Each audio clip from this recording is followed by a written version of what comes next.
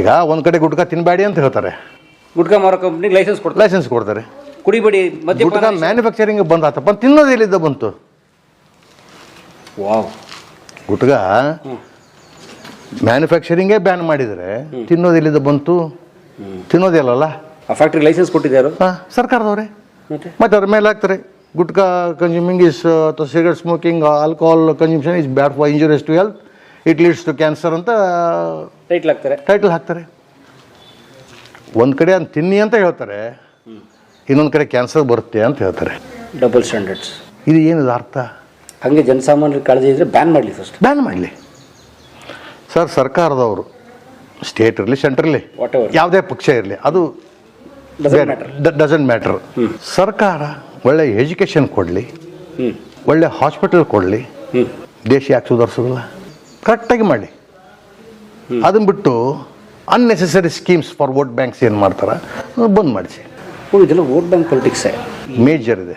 Vote bank ಸಲುವಾಗಿ ತಾವು ಅಧಿಕಾರಕ್ಕಿರೋ ಸಲುವಾಗಿ ಈ ಥರ ಸ್ಕೀಮ್ ತೊಗೊಂಬಂದು ದೇಶ ಹಾಳು ಮಾಡೋದು ಬೇಡ.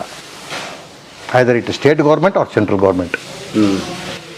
ಬೇಕಿರೋದೇನು ಒಳ್ಳೆ ಎಜುಕೇಷನ್ ಕೊಡ್ರಿ ಅಂದ್ರೆ ಬುದ್ಧಿವಂತರಾಕಾರೆ, ಯೋಚನೆ ಮಾಡ್ತಾರೆ. ಆ ಬುದ್ಧಿವಂತನ ಕರ್ಕೊಂಬಂದು ನೀವು ಅಲ್ಲಿ ಕುಂದಿರಿಸಿ, ಅವನು ಒಳ್ಳೆ ಕೆಲಸ ಮಾಡ್ತಾನೆ. ಬುದ್ಧಿವಂತರನ್ನ ಕರ್ಕೊಂಬಂದು ಕುಂದಿರಿಸಿ, ಒಳ್ಳೆ ಎಜುಕೇಷನ್ ಕೊಡಿಸ್ರಿ. ಇವಾಗೆಲ್ಲ ಪ್ರೈವೇಟ್ ಎಜುಕೇಷನ್ ಸಿಕ್ಕಾಪಟ್ಟೆ ಆಗಿದೆ, ಸಿಕ್ಕಾಪಟ್ಟೆ ಡೊನೇಷನ್ ಕೊಟ್ಟು ಹೋಗ್ಬೇಕು.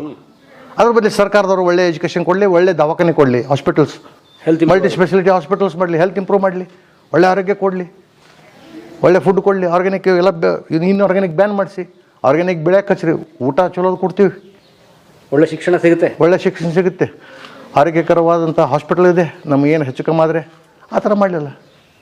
ಬೇರೆ ಕಂಟ್ರಿಗಿದೆ, ಈವನ್ ಇನ್ನು ಸಿಂಗಾಪುರ್, ಯಾರೇ ಶ್ರೀಮಂತಿದ್ರು ಕೂಡ ಅದೇ ಗೌರ್ಮೆಂಟ್ ಹಾಸ್ಪಿಟ್ಲಿಗೆ ಹೋಗ್ಬೇಕು ಅವನು. ಯಾಕೆ ಆ ಸೌಲಭ್ಯ ಇದೆ ಅಲ್ಲಿ, ಎಲ್ಲದ ಗೌರ್ಮೆಂಟೇ ನೋಡುತ್ತೆ. ಈವನ್ ಈ ಕಾರ್ ತೊಗೋಬೇಕಾದ್ರೆ ಗೌರ್ಮೆಂಟಿಗೆ ನೀವು ಪರ್ಮಿಟ್ ಹಾಕಬೇಕು. ಸುಮ್ಮನೆ ನಂತರ ಕಾಸು ಇಲ್ಲ, ನಮ್ಮ ಪೊಲ್ಯೂಷನ್ ಕೆಡುತ್ತೆ. ನಿಯರ್ಲಿ ನಿಮಗೆ ನೀಡಿದೆ ಅಂದಾಗ ಮಾತ್ರ ನಿಮ್ಗೆ ಪರ್ಮಿಟ್ ಕೊಡುತ್ತದೆ.